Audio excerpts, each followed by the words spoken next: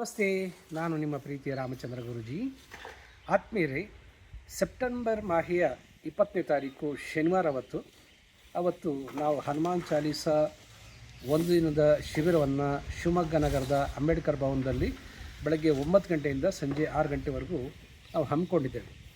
ಶಿಬಿರಾರ್ಥಿಗಳು ಕೆಳಗಿನ ನಂಬರ್ಗೆ ಕಾಲ್ ಮಾಡಿ ನೀವು ನೋಂದಣಿ ಮಾಡ್ಕೋಬೋದು. ಈ ಶಿಬಿರದ ವಿಶೇಷ ಏನಪ್ಪ ಅಂತಂದರೆ ಹನುಮಾನ್ ಚಾಲೀಸದ ಮಹತ್ವ ಮತ್ತು ಅದನ್ನು ಪಠಿಸುವ ರೀತಿ, ಅನುಷ್ಠಾನ ಮಾಡುವ ರೀತಿ ಮತ್ತು ಅದರ ಒಳಗಡೆ ಇರ್ತಕ್ಕಂಥ ಅತ್ಯಂತ ಗೌಪ್ಯತೆಯನ್ನು ನಾನು ರಿವೀಲ್ ಮಾಡ್ತಾಯಿದ್ದೇನೆ. ಆಂಜನೇಯನನ್ನು ಒಲಿಸ್ಕೊಂಡ್ರೆ ಏನೆಲ್ಲ ಆಗ್ತದೆ ಅನ್ನೋದಕ್ಕೆ 2 ಶ್ಲೋಕ ಸಾಕು. ಬುದ್ಧಿರ್ಬಲಂ ಯಶೋಧೈರ್ಯಂ ನಿರ್ಭಯತ್ವಂ ಮರೋಗತ ಅಜಾಡ್ಯಂ ವಾಕ್ಪಟುತ್ವಂಚ ಹನುಮಸ್ಮರಣಾತ್ ಭವೇತ್.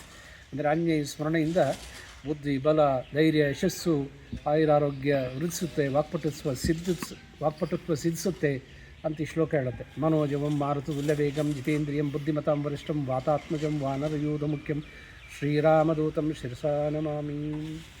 ಹೀಗೆ ಆಂಜನೇಯನ ವಿಷಯ ಎಷ್ಟು ತಿಳ್ಕೊಂಡ್ರೂ ಸಾಲದು. ಅವನ ಮೇಲೆ 100 ಕಥೆಗಳಿವೆ.